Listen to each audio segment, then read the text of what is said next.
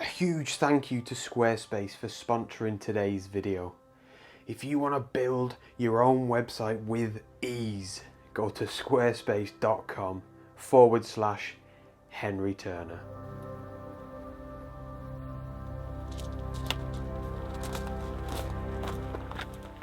Are we in focus? Are we? We are not. Hang on, I'll sort that. There we go. Can't have the face out of focus. We are in Wasdale. Wastwater is just down there. I've come today to hike up a fell called Ling Mel, and it's one of the big boys. I wanted to come and immerse myself in the dramatic part of the Lake District. Yeah, proper excited. And I have to say this, I really have to say this. I kind of don't want to, but it's just at the front of my mind, and I've got to say it. It's the first day that all the kids have gone back to school. Get in. So it's lovely. Like I know a lot of you watching have probably got kids. I don't want to offend anyone, but no, it's just so much quieter now. It's lovely. Loads of places to park. You know, peaceful. I can actually hear the birds tweeting. It's good stuff. So, yes, Ling Mel. I have been up a fell called Ling Mel. A lot of you may remember. This time last year actually, I'll put an image up on the screen. I was really happy with the photographs that I got. However, completely different fell, which is kind of right over in that direction somewhere, over near Ennerdale. And yeah, this one just happens to have the same name. Hoping for drama in terms of the views. The weather conditions are actually, you know what, it's one of them. Have a look. I don't know if to say they're going to be horrendous and I'm going to just get up in a ball of cloud at one of the fells. That's not Ling Mel, by the way, but you know, as an example. Or if it starts, if all this low cloud starts, you know, dissipating throughout the day, then it could be good. It could be really, really good. So, fingers crossed for that outcome. Let's crack on.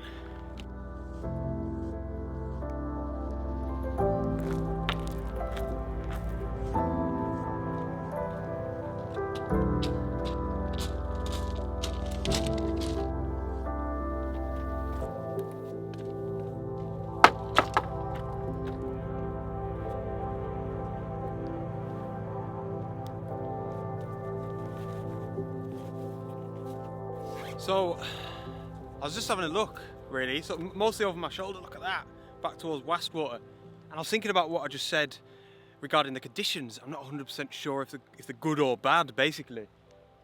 I think it's good, for now at least. When I'm looking back there towards the Wastwater screes, it's so dramatic and atmospheric, and really, when I'm out in the Lake District or out in the mountains anywhere, I can't really ask for too much more.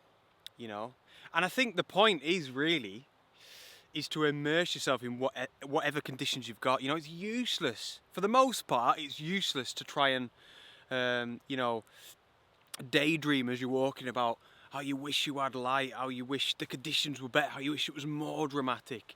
I say for the most part because I think, you know, it's nice to visualize how an area would be better, you know, conditions wise, and then if you can come back when them conditions are more likely, that's a positive side of it. But for me, for the most part, wandering around and just with a negative mindset and thinking, oh man, I wish we had this, I wish we had that, useless.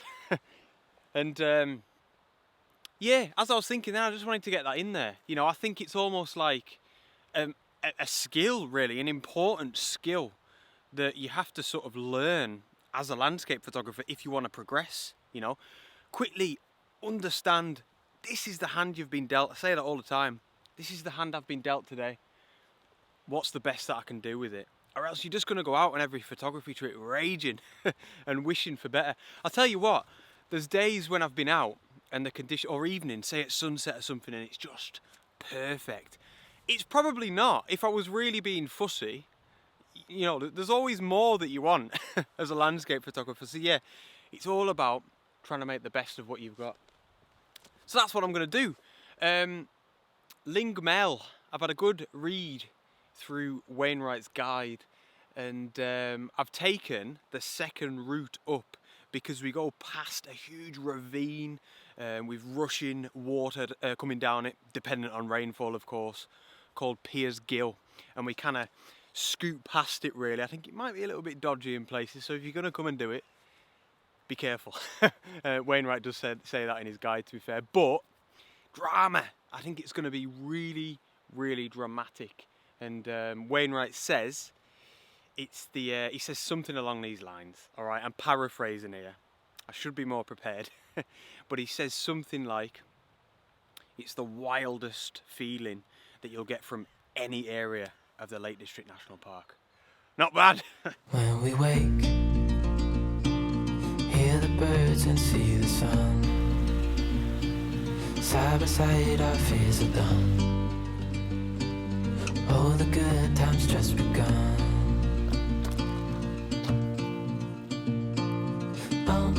We know what we have, let's hold on tight.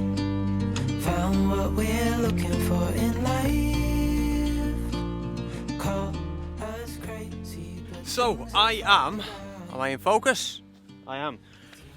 Just about settled on this composition. I must admit, I probably just lied. I wouldn't say I'm settled on it, because I'm not 100% sure about it, but I'm going to take it anyway, talk you guys through what's going on in the old noggin, and comment below, let me know what you think. Something doesn't feel quite right. We'll get into it. So, simple enough, as it always seems to be. Tree over here, I've got him kind of down in the bottom right hand third of the frame somewhere, and then if I move myself out the way, see all this drama. We've got loads of different fells falling down into the valley, into Wasdale, and of course loads of that dramatic low cloud, and it's nice because it's all breaking up every now and again, revealing more of the ridge lines. Drama personified, really. And the tree, I mean, you can't really see, I'll have to show you a little bit, but it's fairly featureless in this part of the valley where I am now, except from all the rocks. And then we've just got this one tree just chilling over here on the right hand side. So I want him in the frame, as a nice anchor, and he's nice, rather than just a straight shot of the valley. I did try and get a few of the rocks down here. I was trying to incorporate them instead of the tree as well as the tree, but it's just a little bit too messy. So I'm zoomed in at about 60mm, and it is literally tree on the bottom right, drama and ridge lines on the top left. But yeah, I think it might be a little bit unbalanced, but I'll let you guys have a look and tell me what you think. Now, I'll show you this photograph now, but bear with me because behind yous, we're looking back up to a fell called Great End in the direction that we're headed. It's kicking off, and I'm excited to talk to you about it. Just before I show you this photograph, guys, I wanted to say another huge, genuine, massive thank you to Squarespace for sponsoring this video and just for their continued support. It really does mean the world. When I, talk about these sponsorships from Squarespace, I really do mean it because I've used them for nearly 3 years now, way before they wanted to sponsor me. So it's an absolute honour. If you don't know who they are, it's a platform where you can create and build your own website. But the main thing is, as I always say, it's so easy. They've got loads of wonderful templates. As long as you know a little bit computer minded, a tiny bit, you can do it yourself. I did it, and I am so happy with the result. I love my Squarespace website. It looks wonderful. I use it to sell my prints, of course, and I couldn't really be without it, to be honest. So go and check them out if you want to have a go at creating your own website for anything, not just photography. If you want to give them a go, head over to squarespace.com/Henry Turner to get yourself a 14-day free trial. And if you like Squarespace, if you like what you see, be sure to use the offer code Henry Turner at checkout for 10% off. Quality. Right, hope you like this shot, and then we'll get on to this next one now.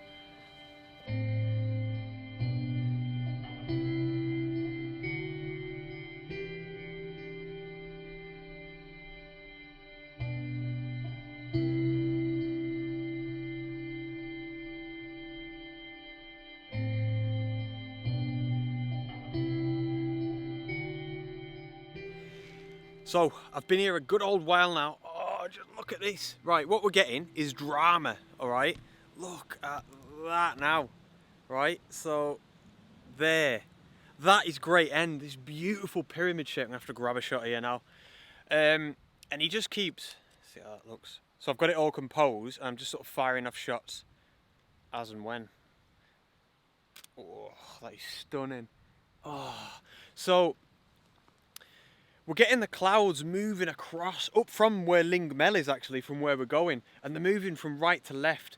But every now and again, Great End, this beautiful pyramid-shaped fell here, is just revealing himself. But what's class? We're getting it right now. I'm gonna have to grab another shot here, guys.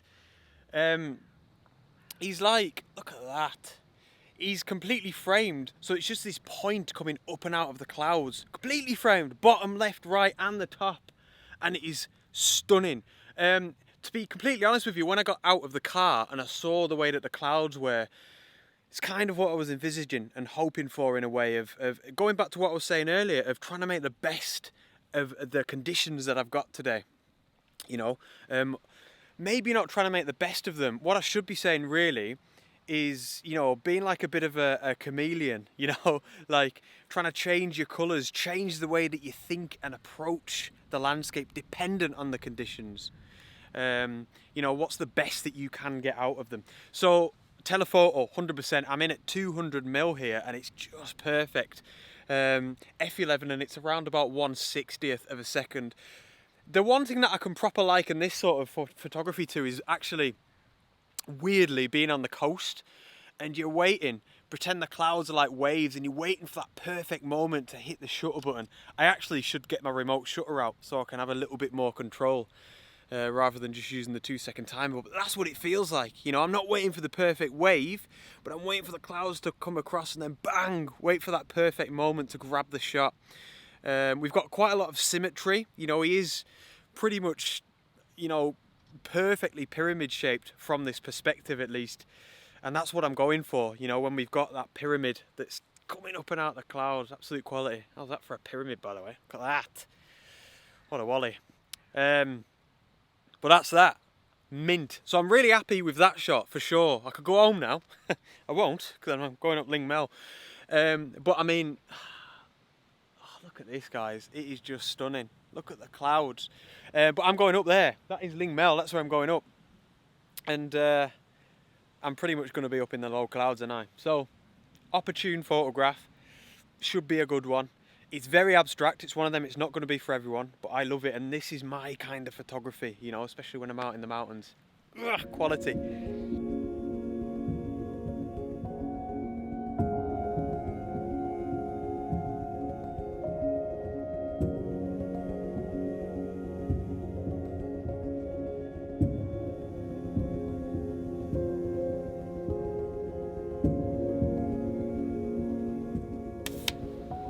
Wow! Oh, stunning. I don't want to put the camera away. You know what it reminds me of? A little bit. Great End, the sort of pyramid-shaped one. The Buckie Etiv Moor in Glencoe in Scotland. Maybe I'm just longing for it. Oh. Right. Let's head up to them clouds.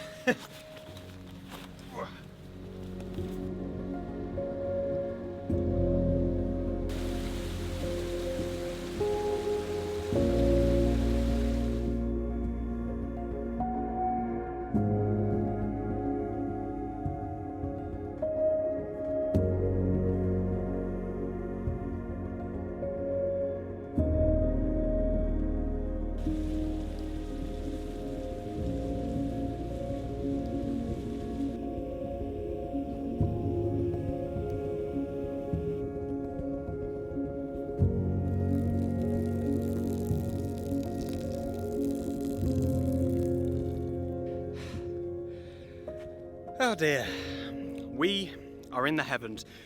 As I said earlier on, to be fair, you know, I was expecting this at some point, and I always find it is kind of cool, you know, otherworldly, being up in the clouds on a fell.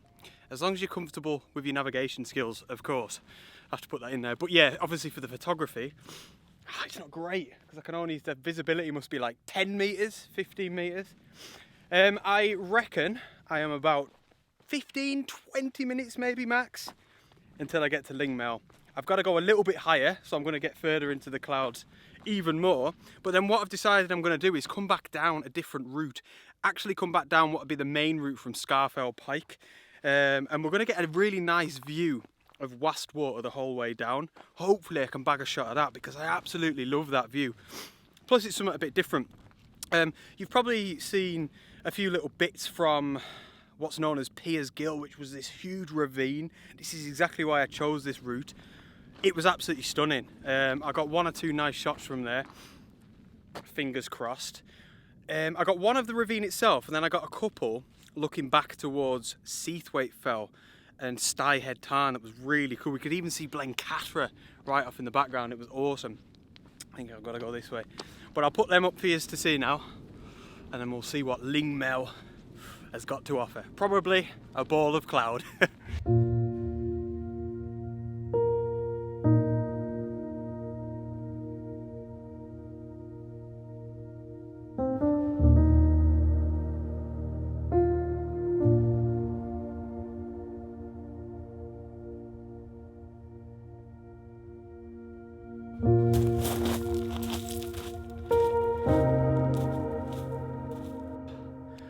It's mad, you know, like when your hair gets soaking wet because you're up in the clouds but everything else is dry. We've made it. This is a little bit sad, you know. Here is the cairn. The summit cairn of Lingmel. Get in. In Wainwright's guide, he says it's a beautiful, elegant cairn, 10 foot high. And he says he hopes it stays clear of the cairn vandals, or what was it I said the other week, vandalists.